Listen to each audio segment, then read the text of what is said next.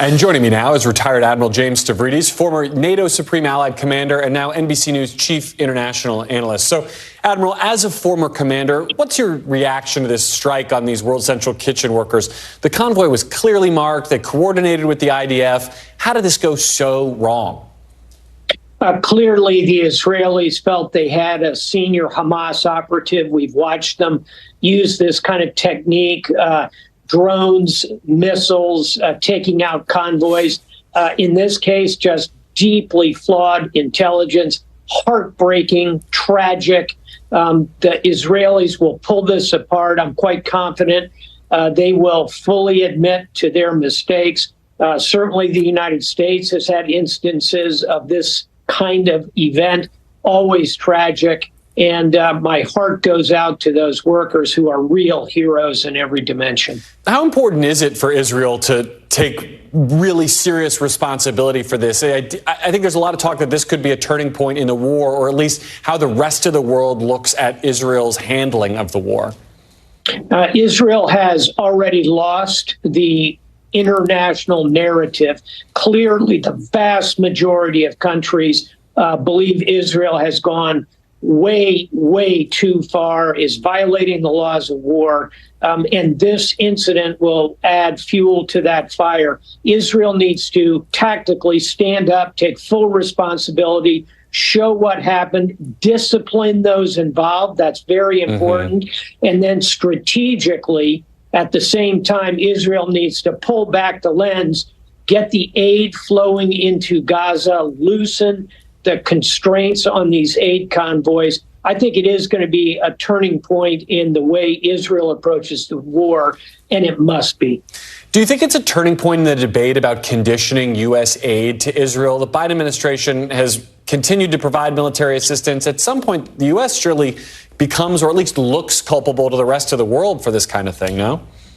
Absolutely right. And the way the administration has been looking at it, I think correctly, is that it's not an on and off switch of 100% aid or 0%. It's a rheostat. They're dialing up the pressure on the Israelis. You see that in a number of different dimensions. The next click on that rheostat is going to be stopping providing offensive weapons to the Israelis. I got to think that's being communicated off stage, sotto voce, to the Israelis.